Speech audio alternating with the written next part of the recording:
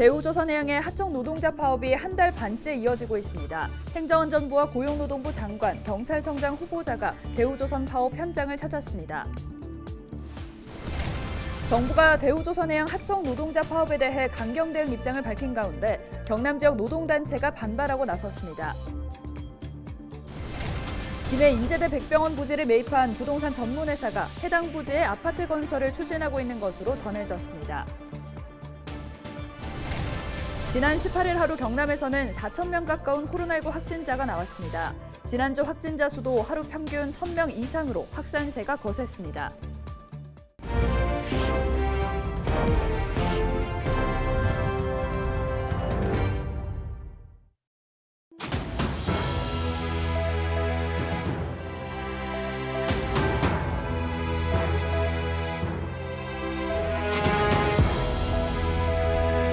여러분 안녕하십니까? 헬로티비 경남뉴스입니다.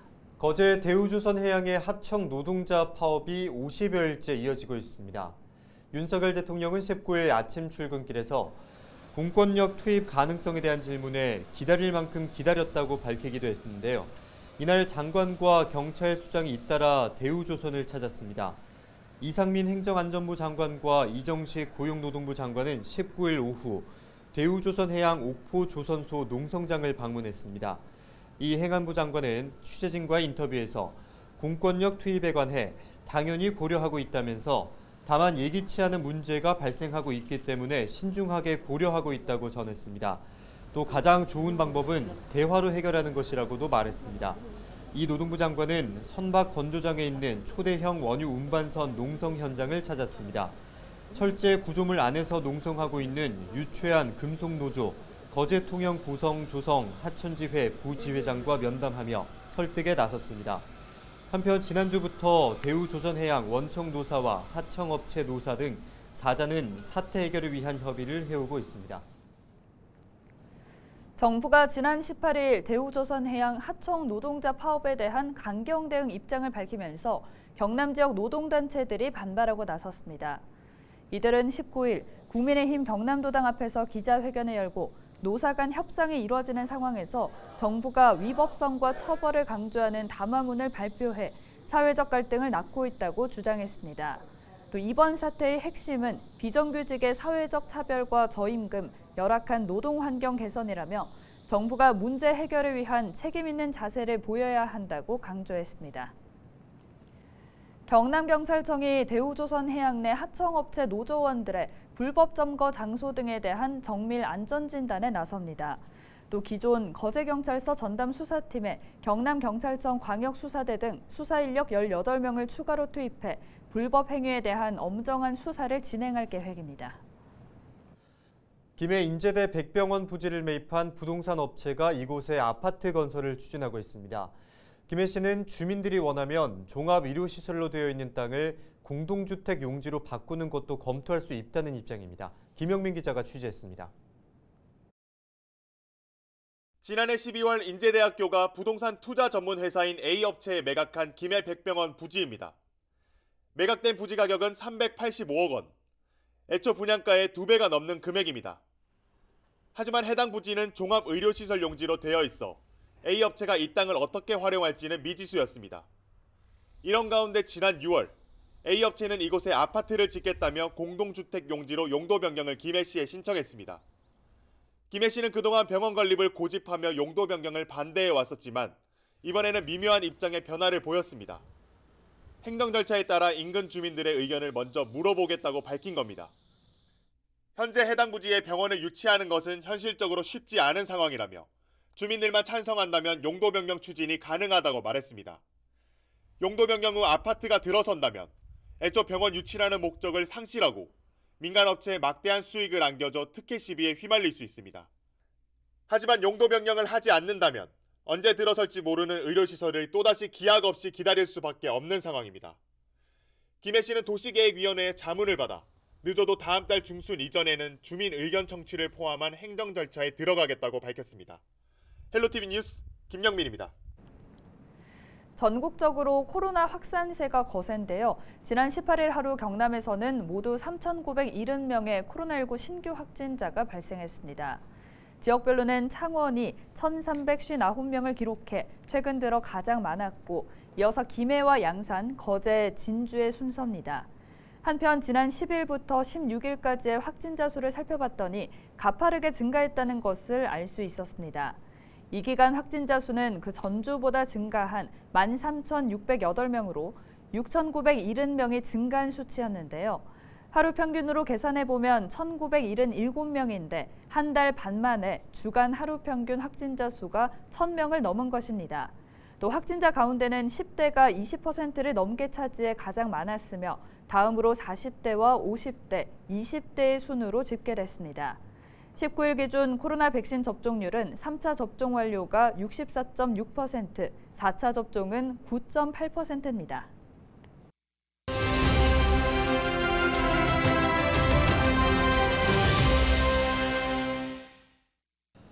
지난 18일부터 50대 연령층도 코로나19 백신 4차 접종을 할 수 있게 됐는데요. 4차 접종에 관한 궁금증 전문가와 함께 이야기 나누겠습니다. 네, 백순영 가톨릭대 의대 명예교수와 전화 연결돼 있습니다. 교수님 안녕하십니까? 예, 안녕하세요. 3차 접종 후 4개월 이상 시간이 지나면 백신 효과가 감소한다고 하던데 실제는 어떻습니까? 예, 코로나19의 경우 1차, 2차 접종을 기본 접종으로 하고 3차 추가 접종을 권고하여서 우리 국민의 지금 65%가 접종을 완료하였습니다. 하지만 지금 4개월 이상이 지나면서 백신의 감염 예방 효과는 현저히 떨어지고 오미크론 BA.5까지 유행하면서 재감염 사례도 늘고 있습니다. 네. 일반적으로 정상적인 면역을 갖고 있는 사람이라면은 3차 접종으로 위중증 사망 예방 효과를 나타내는 세포 면역이 작동하지만 80세 이상 고령층, 기저질환자, 면역 저하자의 경우는 위중증화 가능성이 높아 주기적으로 예방 접종을 받는 것이 이득일 것이라고 봅니다. 네, 그렇다면 4차 접종의 면역 효과는 얼마나 있습니까? 지금 해외의 임상 결과들을 보면은 4차 접종 후에 감염 예방 효과는 20%대, 중증 사망 예방 효과는 50%를 보이고 있습니다. 예. 하지만 기저질환이 없는 젊은 층의 경우는 3차 접종만으로도 위중증 예방 효과는 유지될 가능성이 높아서 BA.5에 대응하는 개량 백신이 나오는 가을 이후에 4차 접종을 결정하여도 늦지 않다고 봅니다. 하지만 고령층, 면역 억제 환자, 기저질환자의 경우는 이런 감염 취약계층은 방역당국의 지침대로 4차 접종을 받는 것이 이득일 것으로 보입니다. 네, 그런데 교수님, 코로나19 백신 접종을 해도 걸리고 안 해도 안 걸리는 경우가 있는데요. 단순히 개인적인 차이라고 보면 될까요? 예, 지금의 오미크론 유행은 백신을 4차까지 맞은 사람들도 돌파 감염이 되는 사례가 많습니다. 이것은 단순히 개인차라고 하기는 어렵고 감염 당시의 컨디션, 감염됐을 때의 그 바이러스의 양, 네. 또 어떤 변이주에 감염되었느냐에 따라 달라질 수 있다고 봅니다. 하지만 미접종자나 3차까지 접종 완료가 안 된 상태에서 감염이 되면은 증상이 심해질 수 있고 특히 60세 이상의 고령층의 경우는 위중증이나 사망 가능성이 높아진다고 볼 수 있습니다. 네, 그렇다면 3차 접종한 확진자도 4차 접종을 해야 한다고 보십니까? 예, 3차 접종 완료 후에 감염되었다면은 4차 접종 완료자보다 면역력이 더 높을 수 있습니다. 예. 이것을 하이브리드 면역이라고 하는데요. 이런 상황이라면 당분간은 추가 접종할 필요는 없다고 생각을 하지만 이 경우도 가을 이후에 새로운 변이주 유행이 있다면 고령층 기저질환자의 경우에 한하여 BA.5 개량 백신 접종이 권고될 수 있다고 봅니다. 네, 오늘 말씀 여기까지 듣겠습니다. 감사합니다. 예, 감사합니다. 지금까지 백순영 가톨릭대 의대 명예교수와 이야기 나눴습니다.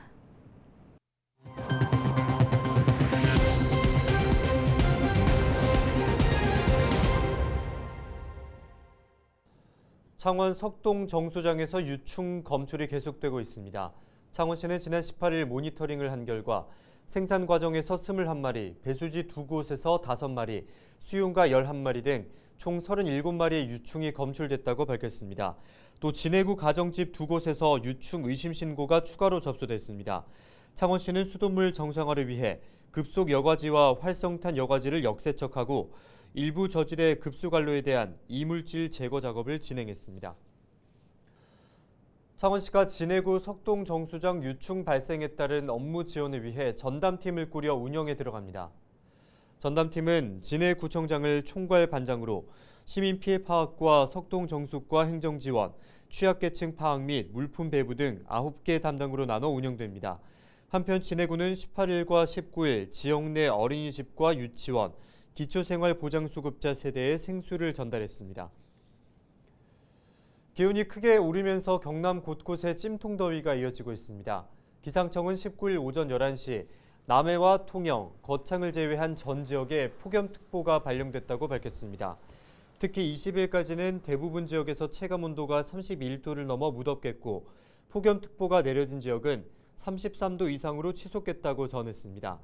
체감온도는 기온의 습도와 바람 등의 영향이 더해져 사람이 느끼는 더위나 추위를 정량적으로 나타낸 온도입니다. 습도가 10%씩 증가할 때마다 체감온도가 1도씩 올라가는 특징이 있습니다. 네, 양산시는 소비자 물가 상승과 금리 인상 등으로 어려움을 겪고 있는 민생경제 안정을 위해 선제적인 관리에 나섭니다. 이를 위해 시는 상하수도와 쓰레기 봉투, 시내 버스와 택시 등 공공요금을 동결하고 양산사랑 상품권 발행도 2,500억 원으로 확대합니다. 또 하반기에 460억 원 규모의 중소기업 육성자금을 지원하고 상권을 5개 권역으로 나눠 권역별로 활성화를 추진하는 등 다양한 지원을 펴게 됩니다. 의령군이 오는 10월 리치리치 페스티벌을 개최합니다.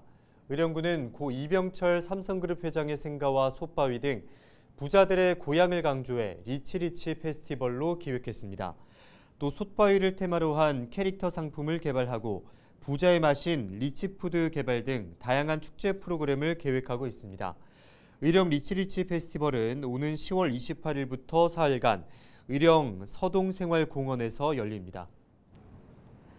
경남 교통시설 솔로몬에서 진행 중인 연구과제가 경찰청이 주관한 전국 최우수 학습과제로 선발됐습니다. 선발된 학습과제는 농촌지역 과속 방지를 위한 개선 방안 연구를 비롯한 모두 4개 분야의 연구과제입니다.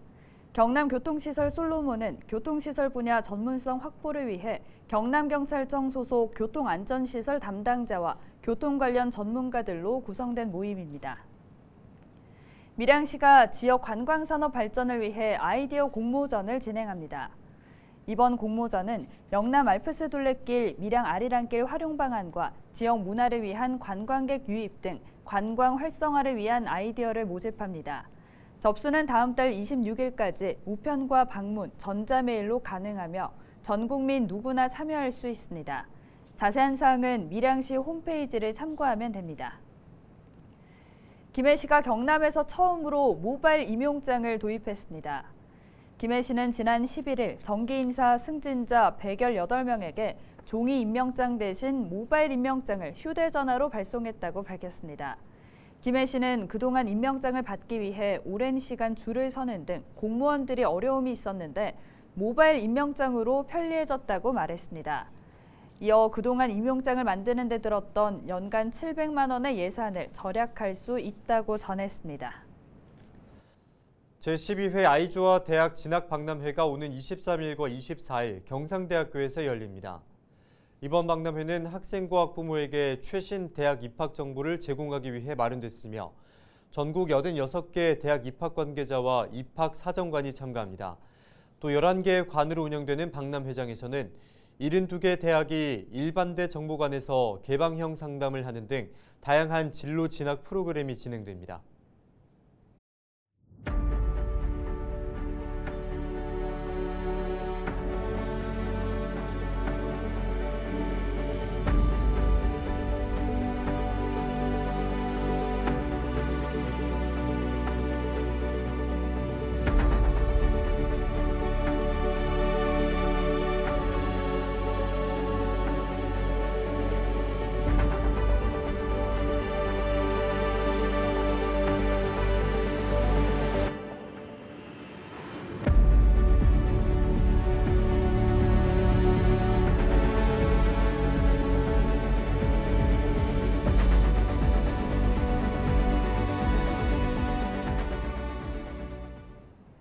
이상으로 뉴스를 마칩니다. 함께해 주신 여러분 고맙습니다.